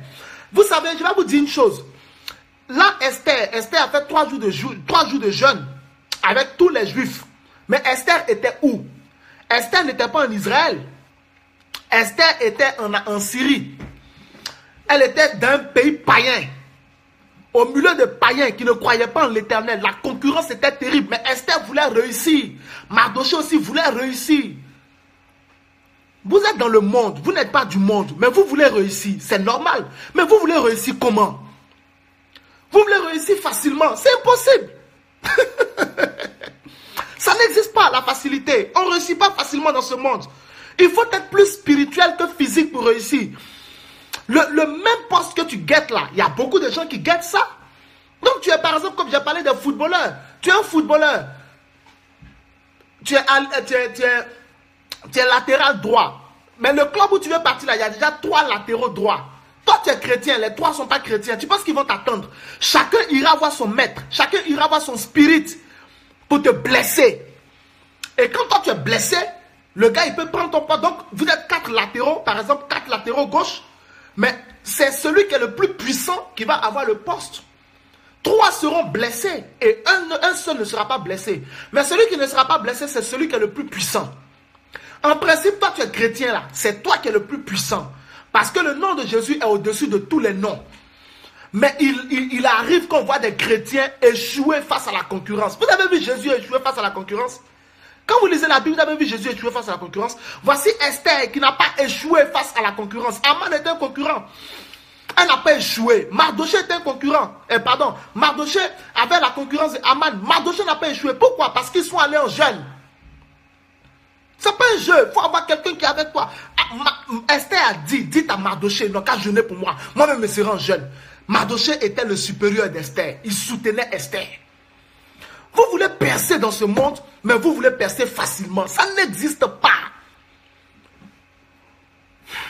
Donc, le jeune Esther peut briser les décrets de mort sur vous. Le jeune Esther aussi peut détruire tous les magiciens qui se lèvent contre vous. Aman, par exemple, était un magicien. Troisièmement, la raison pour laquelle Esther a fait ce jeûne, c'était aussi pour pouvoir rentrer dans la présence du roi Assuérus malgré la loi. Donc le jeune Esther, et ça a marché. Le jeune Esther peut briser toute opposition à votre avancée. Le jeune Esther est capable de briser la loi. Si on dit, normalement, selon la loi, telle chose, vous ne pouvez pas être là, par le jeune Esther, vous pouvez être positionné. C'est pour ça que souvent, vous pouvez entendre des hommes de Dieu prêcher pour dire, même souvent sans diplôme, Dieu peut te positionner. Il y a des gens qui disent, non, on ne peut pas dire aux gens, sans diplôme, Dieu peut te faire percer. On ne dit pas aux gens de ne pas avoir de diplôme. Ce n'est pas ce qu'on dit. Allez à l'école, ayez des diplômes. On ne parle pas de ça, on parle des choses spirituelles. Des fois, avant de discuter avec les gens, lisez la Bible. Il y a des langages qui sont spirituels et seuls les hommes spirituels peuvent comprendre. Esther est rentrée dans la présence de Assuérus malgré la loi. Vous croyez que qu'est-ce qu'il a fait rentrer dans la présence d'Assuérus malgré la loi? C'est la puissance de Dieu. Ce n'est pas ses diplômes. Ce n'est même pas le fait qu'elle était reine. Parce que la loi s'appliquait aussi sur elle. Si tu rentres dans la présence du roi sans y avoir été appelé, tu meurs. C'est un décret. Ce n'est pas un jeu. La reine même sa vie. C'est ce qu'elle a dit à Mardoché. En premier lieu, quand Mardoché lui a dit de régler le problème, elle a dit non, tout le monde sait que je peux parler dans la présence du roi sans qu'il m'y ait invité. Je vais mourir. Mardoché a dit, ma chère, débrouille-toi. Elle n'a pas pris son statut de reine pour rentrer malgré la loi. Elle a pris son statut de juive, de fille de Dieu, de descendante d'Abraham. C'est ce qui a joué en sa faveur. Toi aussi, tu peux briser la loi et accéder à des positions élevées et rentrer dans des endroits où on ne rentre pas. Simplement parce que tu es fils de Dieu, tu es connu par Jésus et tu es rentré en jeûne. Et le jeûne, par le jeûne, la loi a été brisée. L'étau haut. Qu'est-ce que la Bible dit? Porte, élevez vos linteaux, car le roi de gloire doit faire son entrée. Qui est ce roi de gloire? L'Éternel des armées. Donc, le jeune Esther peut faire sauter des verrous pour que tu rentres. Là où on dit on ne rentre pas d'habitude, de manière exceptionnelle, toi tu peux rentrer parce que tu es rentré en puissance. Hey, Dabros. Qui est rentré dans la mort qui est sorti? Jésus est rentré dans la mort, il est sorti. Il n'y a aucune loi qui peut tenir devant lui. Si tu veux tu peux donc rentrer en jeune Esther. Si tu sais que ton patron est en train de... par exemple, les gens sont en train de... Tu es dans la société et puis les gens sont en train de te calomnier auprès de ton patron pour qu'on te vire parce qu'ils sont jaloux de toi. Jeune Esther, arrête de t'inquiéter. Un chrétien, ça ne s'inquiète pas, ça prie. Hey, jeune Esther. Donc, je t'ai donné le contexte du jeune Esther. Briser un décret de mort. Briser la concurrence illégale et fétichiste et magicienne. Et puis aussi, rentrer malgré la loi quelque part. Ah, tu peux avoir ta nationalité plus vite que les gens ne croient. Oh, cet esprit. Il y a des choses que je ne veux pas dire ici. Vous vous amusez mal. Vous ne savez pas qui vous êtes en tant qu'enfant de Dieu. C'est pourquoi ne soyez pas seul. Un enfant de Dieu ne marche pas seul. Il marche avec des gens supérieurs qui prient pour lui, qui l'aident. Il faut marcher seul. Tu dîmes la personne, tu fais dîme, offrande. Le pasteur, il te suit, il prie pour toi. Tu vas voir. Là où les gens échouent, là où on dit non, c'est les sables mouvants. Toi, tu rentres là-bas, tu marches. Jésus a marché sur l'eau. C'est sur quoi tu ne pourras pas marcher. J'espère qu'il est en train de parler à quelqu'un ce soir. C'est sur quoi tu ne pourras pas marcher. Jésus a marché sur l'eau. Je vais vous dire une chose au sujet de cette marche de Jésus sur l'eau, en parenthèse. Et puis je vais toucher le dernier personnage et puis on va terminer. Je vais vous informer sur là où Jésus a marché sur l'eau. Quelle est l'importance de cette action que Jésus a posée? Vous avez déjà pu voir à la télé qu'il y a des magiciens qui s'arrêtent sur l'eau. Souvent. Ou bien qui disent qu'ils marchent sur l'eau. Des prestidigitateurs. Vous savez ce qu'ils font en principe? En vérité, il y a des démons qui se couchent et qui font le pont. Et ils marchent sur les démons là. Les démons qui travaillent. Ou bien, les démons transforment l'eau en dur, en glace. Les démons transforment l'eau en glace et puis marchent. C'est des menteurs. Ils ne peuvent pas marcher sur l'eau. Jésus, lui, a marché sur l'eau liquide. Donc, c'est sur quoi toi, tu ne peux pas marcher. Jésus a dit à Pierre, viens. Pierre a dit, si c'est toi, ordonne que je vienne. Jésus a dit, viens. Donc, tu peux devenir un grand homme d'affaires. Il suffit que tu aies quelqu'un qui prie pour toi et puis fais-lui des offrandes. Fais-lui, paye ta dîme, fais-lui des offrandes. Il va continuer de prier pour toi. Quand Esther a appris que Mardochée avait déchiré ses vêtements, la Bible dit qu'elle a envoyé de nouveaux vêtements à Mardochée. Hey, c'est pas un jeu. Celui qui prie pour toi, celle qui prie pour toi, fait en sorte qu'il ne manque de rien. Elle a dépêché des serviteurs pour dire, envoyez-lui de nouveaux vêtements, parce que Mardochée doit être à l'aise. C'est Mardochée qui la soutient. Ne marchez pas avec les chrétiens qui vous disent, non, moi j'ai pas besoin d'un homme. Toi tu n'as pas besoin d'un homme. Jésus a dit à Pierre et aux autres, priez avec moi, soutenez-moi en prière. Tu n'as pas besoin d'un homme. Ne marchez pas les chrétiens charnels, hein. Marchez avec les gens spirituels, vous allez réussir votre vie. Tu n'as pas besoin d'un homme. C'est ça même. Les gens pensent que le diable est trop fort. Oh, le diable, il n'est rien. Le diable n'est pas fort devant Jésus. Le diable est fort devant l'homme charnel. Je vais vous dire ça. Le diable, il est fort devant les charnels. Il est fort devant les chrétiens. D'abord, le diable est fort devant les hommes charnels. Devant les chrétiens charnels. Le diable est fort devant les chrétiens qui ne connaissent pas leurs droits. Le diable est fort devant les chrétiens qui ne prient pas. Le diable est fort devant les chrétiens qui ne jeûnent pas. Le diable est fort devant les chrétiens qui ne connaissent pas la parole de Dieu. Et le diable est fort devant les avares. Le diable est fort devant les avares. Je vous récite encore, je répète. Le diable, il est fort devant qui? Le diable n'est pas fort devant Jésus. Il est sous les pieds de Jésus. Ça, ce n'est pas un problème. Ça, c'est un fait. On ne discute pas dessus. La Bible dit que Jésus a rendu à l'impuissance, il a réduit à l'impuissance celui qui avait la puissance de la mort, c'est-à-dire le diable. Donc, Jésus a rendu le diable impuissant. Ça veut dire que jusqu'à ce que Jésus vienne, le diable était puissant. Maintenant, le diable est puissant sur qui? Le diable est puissant sur les chrétiens charnels.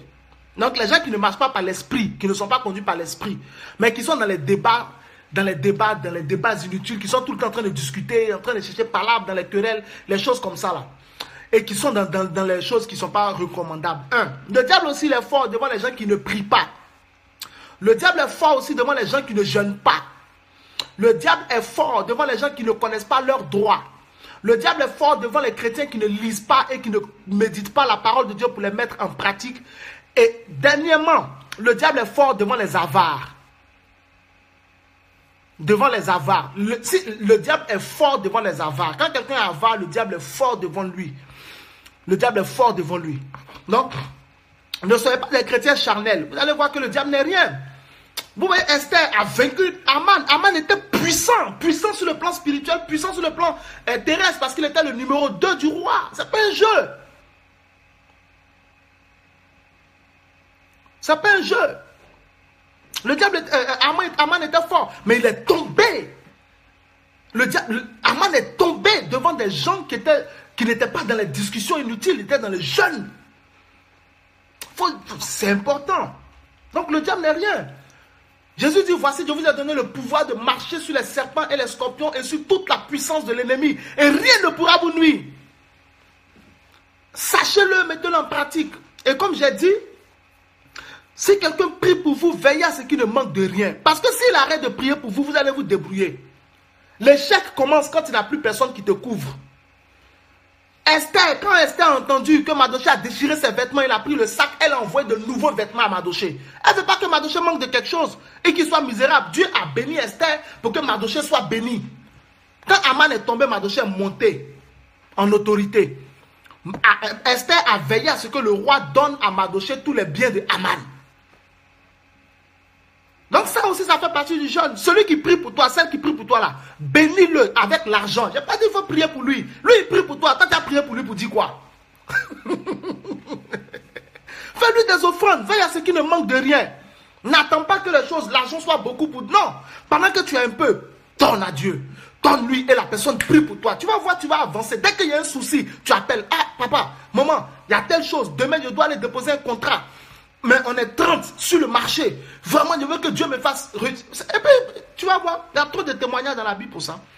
Donc, le jeune Esther, vous avez compris. Dieu vous bénisse abondamment au nom de Jésus. Dernier personnage que je prends. Daniel. Ok, on va aller vite. Daniel. Non, on ne peut jamais réussir seul. C'est impossible. Ce monde dans lequel vous êtes est spirituel. Il faut toujours quelqu'un de plus haut spirituellement que vous pour réussir. Vous vous levez seul pour marcher dans le désert, vous allez vous perdre. Moïse a demandé à Jéthro, son beau-père, tu connais bien le désert, viens me conduire. Jéthro a dit non, l'Éternel est avec toi. Ce n'est pas un jeu. Ce n'est pas un jeu. Les chrétiens qui sont seuls là, regardez leur vie. Mais les chrétiens qui sont accompagnés aussi, regardez leur vie. Alléluia, Dieu vous bénisse, Dieu vous bénisse, Dieu vous bénisse. Oh, Dieu vous bénisse abondamment. Donc, dernier personnage qu'on va voir, c'est Daniel. Daniel, chapitre 1, verset 12 à 21. Là-bas, Daniel a fait 10 jours avec ses frères. 10 jours avec ses frères. Daniel a fait 10 jours avec ses frères. On y va vite. Daniel, chapitre 1, verset 12 à 21. 10 jours. 10 jours. Pourquoi il a fait 10 jours? Donc, ça aussi, c'est un type de jeûne. Vous allez voir la révélation qui est cachée dedans. Pourquoi Daniel? Regardez 10 jours, vous allez voir le résultat des 10 jours que Daniel a fait. Daniel chapitre 1, verset 12. Verset 12 à 21. On dit quoi? Ils ont fait 10 jours. Au bout de 10 jours, ils avaient un meilleur visage et plus d'un bon point que tous les jeunes gens qui mangeaient les mets du roi.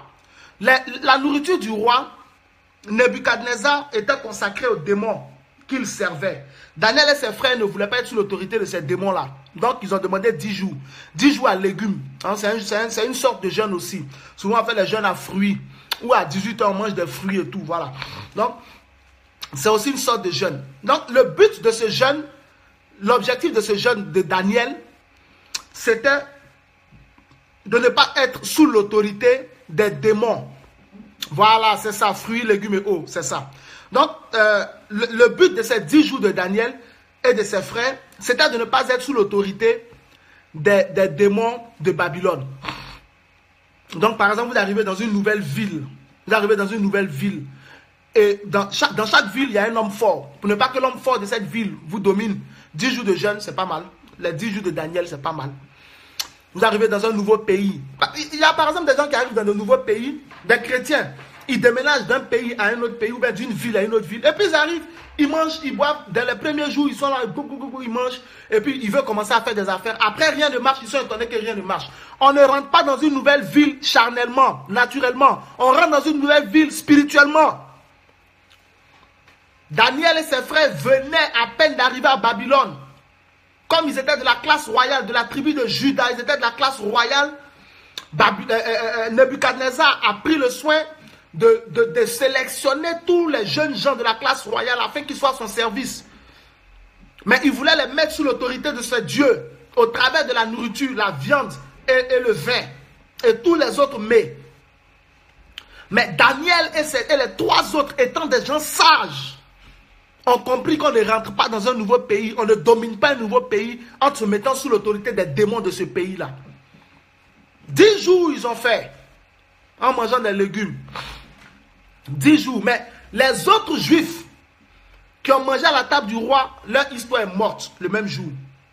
Donc si tu veux déménager pour aller dans une nouvelle ville, dès que tu rentres dans la ville, s'il te plaît, commence tes premières semaines dans le jeûne. Les 10 jours de Daniel peuvent être très efficaces. C'est le même contexte. Commence tes premières semaines dans le jeûne. Ne rentre pas dans une nouvelle ville en mangeant en même temps. Ou bien tu quittes un pays pour aller dans un autre pays. Les premières semaines, là, dès que tu as atterri de l'avion, tu es arrivé, on t'a reçu, forcément, on va te servir à boire, servir à manger et tout. Ça, c'est la première semaine. Ok. À partir de la deuxième semaine où les visites sont passées, où l'enthousiasme de ton arrivée est parti, tout est fini là. À partir de la deuxième semaine, jeûne.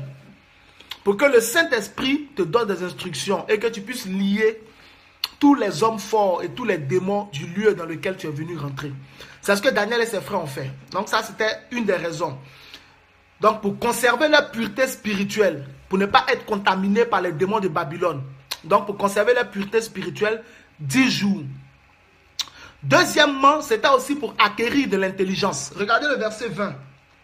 Regardez le verset 20. Verset 20-21, regardez. Sur tous les objets qui réclamaient de la sagesse et de l'intelligence et sur lesquels le roi les interrogeait, il les trouvait, Daniel, Shadrach, Meshach, Abed-Nego, il les trouvait 10 fois supérieurs à tous les magiciens et astrologues qui étaient dans tout son royaume. Vous voyez, non? Donc, Daniel et ses frères ont fait 10 jours de jeûne. Ils sont devenus 10 fois plus intelligents que les magiciens, les astrologues qui travaillaient, qui travaillaient dans le royaume de Babylone. Donc, chaque jour, Dieu les a rendus intelligents, plus que les autres. Chaque jour, le Saint-Esprit a développé l'intelligence. Donc, en fait, 10 jours de jeûne, ils sont devenus 10 fois plus intelligents. Donc, le jeûne de Daniel, les 10 jours, c'est aussi pour l'intelligence. Par exemple, dans tes études, tu vas rentrer à l'université, etc., etc. Et puis, tu sais que cette université est très exigeante. Les moyennes qui sont demandées là-bas sont des moyennes d'excellence. 10 jours de jeûne de Daniel, là, c'est pas mal, hein? Ça peut certainement t'aider. Tu viens, par exemple, d'avoir aussi un nouveau job. Et tu veux maîtriser les tenants et les aboutissants de ce job-là. Parce que là, ça sera chaud. Ça sera chaud, il faut que tu puisses être établi. Vous savez, un chrétien doit être attiré par l'excellence. Un chrétien, il doit être attiré parce que notre excellence est une opportunité d'évangéliser.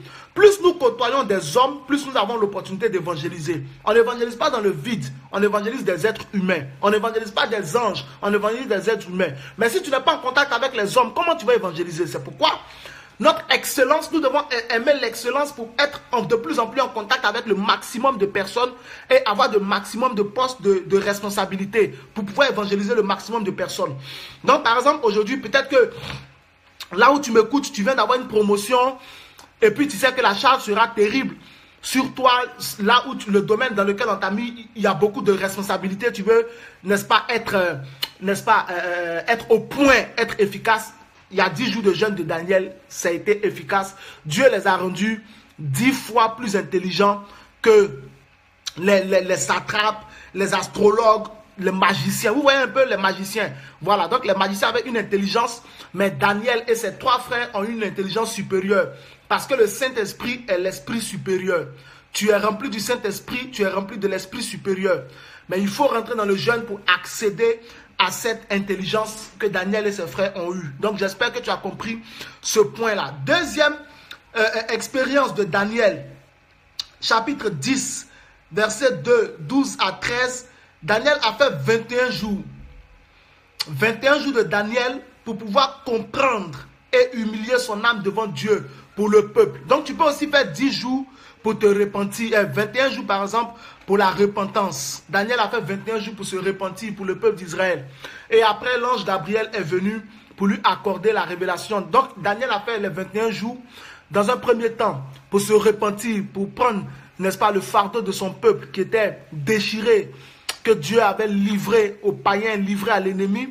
Et deuxièmement aussi, Daniel voulait comprendre certaines choses.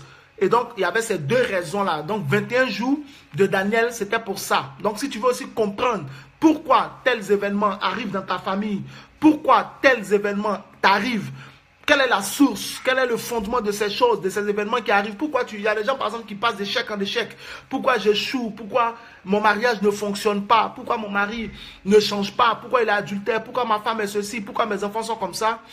Si tu veux comprendre 21 jours, Daniel t'a précédé, il a fait 21 jours pour pouvoir comprendre. Dieu a envoyé son ange pour lui expliquer. Il y a aussi le poids du péché pour briser une grande colère de Dieu sur toute une famille. 21 jours de repentance et de prière pour humilier son âme. C'est important. J'ai parlé de Daniel chapitre 10, verset 2, 12 à 13. Daniel chapitre 10, verset 2 et puis aussi les versets 12 et 13. Donc, c'est aussi important, Daniel chapitre 10. Donc, pour les 2 raisons pour lesquelles Daniel a jeûné, c'était, n'est-ce pas, pour comprendre. pour comprendre, pour humilier son âme devant Dieu, pour le peuple, porter, un peu comme Néhémie a fait, porter le fardeau du peuple dans la prière pour se repentir, comme Néhémie a fait, et aussi, deuxièmement, pour comprendre certaines choses. Donc, s'il y a des choses que tu n'arrives pas à comprendre, il y a des choses dont tu veux comprendre le sens, tu veux vraiment comprendre le sens, la valeur de tout cela, 21 jours de jeûne, c'est vraiment formidable. Dieu te bénira au nom de Jésus dedans. Pour terminer, je termine avec le roi des rois qui a jeûné, le Seigneur Jésus. Le Seigneur Jésus a jeûné 40 jours. 40 jours, Luc 4, Matthieu 4. 40 jours, il était poussé par l'Esprit dans le désert pour jeûner 40 jours. Pourquoi est-ce que le Seigneur a fait ces 40 jours? C'était un jeûne pour le revêtement de l'Esprit, le revêtement de la puissance de l'Esprit, le revêtement de la puissance de l'Esprit.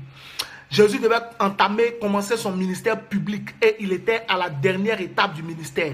C'est la 5e. Pour ceux qui n'ont pas suivi cet enseignement que j'ai déjà donné, les 5 étapes du ministère. Vous pouvez rechercher sur Obru Ministries, la page Obru Ministries International. Vous tapez le hashtag zone du sacerdoce. Le hashtag zone du sacerdoce, vous allez voir, j'ai parlé des 5 étapes du ministère. Donc, Jésus était à la 5e étape du ministère, qui est le revêtement de la puissance de l'Esprit. Et pour ce faire, il était poussé par l'Esprit. Vous voyez comme Moïse, 40 jours, il est rentré dans la présence de Dieu. 40 jours pour être revêtu de la puissance de l'Esprit. Pour les apôtres, ça a pris 50 jours pour la Pentecôte. Voilà, donc ce qui s'est produit à la Pentecôte, c'est ce qui s'est produit sur Jésus avant qu'il sorte du désert. Le revêtement de la puissance. Donc pour les apôtres, ça a pris 50 jours. C'est pourquoi tout à l'heure, je vous ai dit que ça dépend de Dieu, ça dépend des personnes, mais moi je vous donne ces canevas-là bibliques afin qu'à partir de là, vous soyez situés. Donc pour le revêtement de la puissance pour Jésus, pour rentrer dans son ministère public, 40 jours ont suffi. Mais pour les apôtres, 50 jours, entre le jour où, à partir du mont Milcom, Jésus est monté vers les cieux, et le jour où la Pentecôte a eu lieu, il s'est écoulé 50 jours. Donc pour qu'il soit revêtu de la puissance, 50 jours se sont écoulés. 50 jours pour que les apôtres soient revêtus. Mais pour Jésus, 40 jours pour le revêtement de la puissance de l'Esprit avant de rentrer dans son ministère public. On ne rentre pas dans le ministère public comme ça. Il faut être revêtu de la puissance de l'Esprit. Sinon, on peut avoir de graves dommages. Donc c'est pour ça que notre Seigneur avait jeûné 40 jours. Donc il y a ce jeûne-là, avant de commencer le ministère public, avant de commencer à prêcher publiquement et tout, en tant que, il faut aussi observer ces jeûnes-là, c'est très important. Dieu vous bénisse abondamment. Je prie ce soir pour quelqu'un. Je prie pour quelqu'un. En fonction de tout ce que j'ai dit, si tu as besoin aujourd'hui de recevoir de grandes révélations de la part du Seigneur, quel que soit le domaine dans lequel tu es, oh Lord, je vais parler à une personne. Avant de prier, je vais parler à une personne. Je veux que quelqu'un m'écoute. Cette parole s'adresse à une personne en particulier. Prends le cas de Daniel et puis d'Esther. Daniel et puis Esther étaient dans des pays étrangers qui étaient dirigés par des personnes qui ne croyaient pas en Dieu et qui pratiquaient des arts magiques, qui pratiquaient des arts étrangers, des arts démoniaques. Ils ne se sont pas mis en guerre contre ces personnes. Eux, ils se sont simplement attachés à leur Dieu. Et au travers des jeûnes et des prières et des offrandes, Dieu les a établis. Donc, quel que soit le pays dans lequel tu es en ce moment, quel que soit le pays dans lequel tu es, vous savez, il y a une erreur que certains chrétiens commettent. C'est qu'ils cherchent sur cette terre un pays chrétien. Je ne suis pas sûr que les pays chrétiens ça existe encore. Même Israël, au temps des apôtres, n'était pas un pays chrétien.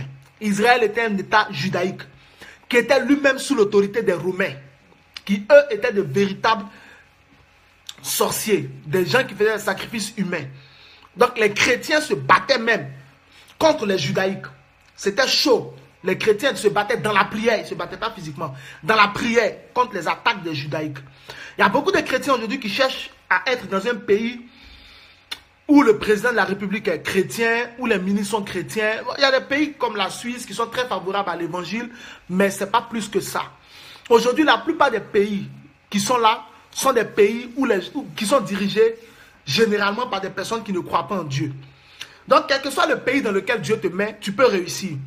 On ne t'envoie pas toi pour tuer les gens ou pour faire quoi que ce soit. Il suffit que toi, tu comprennes les principes de Dieu et Dieu peut te faire avancer dans ce pays-là. Même si le pays dans lequel tu es opposé à l'évangile, la puissance de Dieu peut faire fléchir les genoux aux démons qui sont adorés dans ces pays-là. Et toi, tu vas avancer et l'évangile va avancer avec toi et tu vas gagner des âmes. Souviens-toi donc de Daniel dont j'ai parlé, c'est le jeûne et la prière. Souviens-toi d'Esther dont j'ai parlé, c'est le jeûne et la prière. Il y a aussi Joseph. Joseph qui a réussi en Égypte. Donc toi, tu peux réussir dans un pays qui est opposé à l'évangile. Ça dépend de toi. Dieu est prêt. Il a dit en Ésaïe qu'il est assis sur le cercle de la terre. Il n'y a aucun pays qui peut résister à Dieu. Les pays peuvent te résister à toi, mais ils ne peuvent pas résister à Dieu.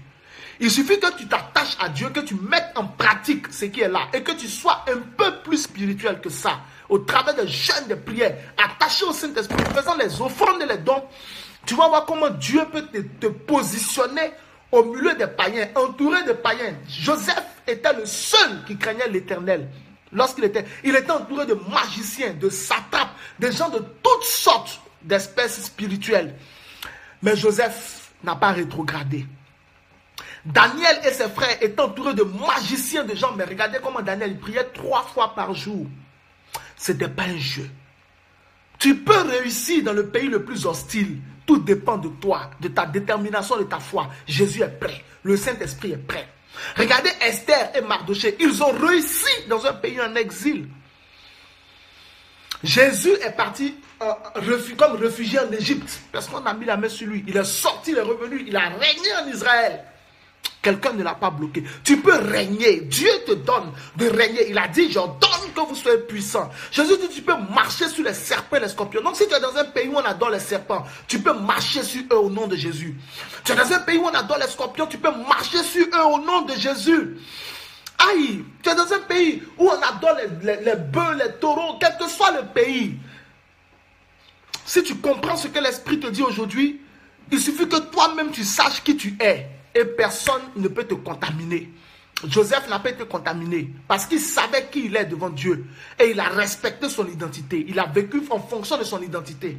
Daniel savait qui il était. Il a vécu en fonction de son identité. Babylone. Au contraire, c'est Daniel qui a fait tomber Babylone. Parce que Nebuchadnezzar s'est converti. Le roi Darius qui est venu, lui-même aussi, bam. Personne n'a tenu devant le ministère de Daniel. Parce que Daniel savait qui il était. Il savait qui était son Dieu. Il a marché en fonction de cela.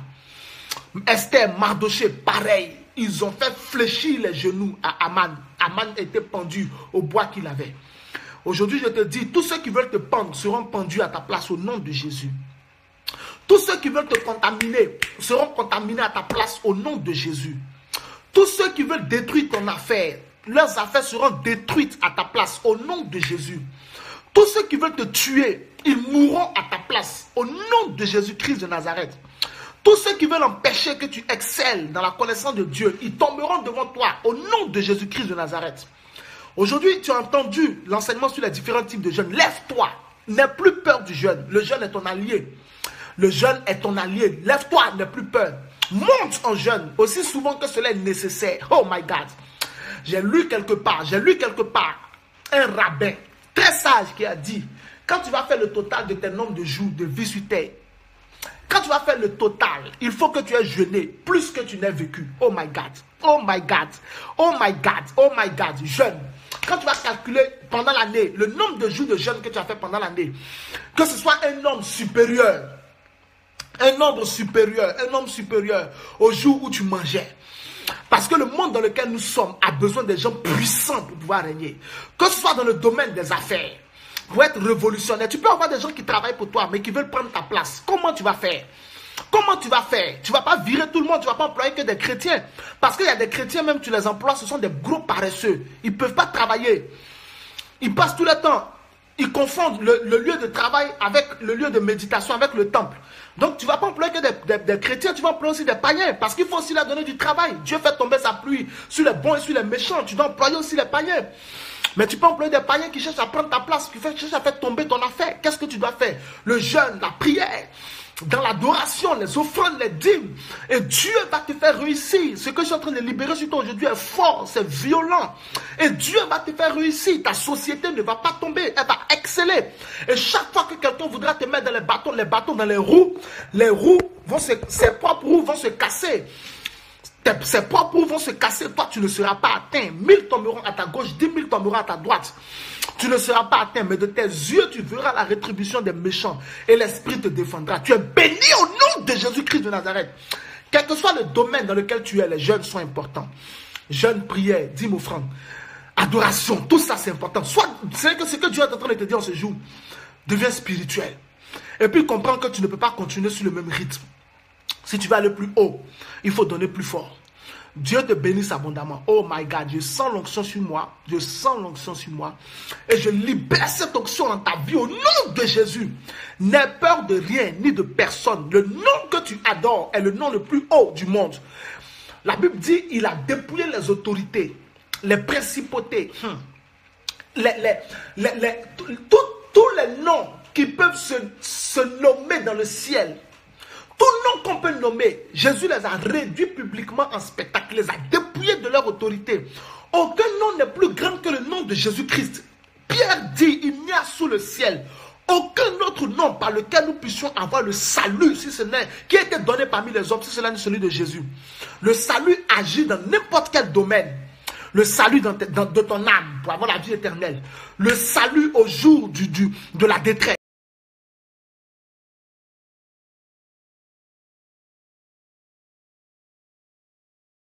La grâce de Dieu est suffisante pour toi. Tu es couvert du sang de Jésus, la grâce de Dieu est suffisante pour toi. Dieu te bénisse abondamment. Va et réussis, s'il te plaît. Va et réussis dans ce monde. Ne cherche plus un lieu très très favorable. Quel que soit le lieu où Dieu t'a mis, tu vas réussir. Il suffit que tu sois puissant et que tu aies compris ce qu'il t'a dit ce soir. Quel que soit le lieu où Dieu te met, tu peux réussir. Tu peux réussir, tu peux réussir. Moi, je connais des gens, des chrétiens, derrière qui les CDI courent ici en France où les CDI sont rares. Eux-mêmes, ils choisissent. Je veux celui-là, je ne veux pas ça. Tu peux, et tu vas réussir au nom de Jésus, quel que soit le domaine. Là où les autres ont échoué, toi tu peux réussir si tu es différent d'eux. Dieu te bénisse abondamment au nom de Jésus. Que le Seigneur soit avec toi. Que le Seigneur soit avec toi. Si tu étais béni, que le Seigneur soit avec toi. Au nom de Jésus-Christ. Amen. Dieu vous bénisse. Nous rendons toute la gloire à Dieu.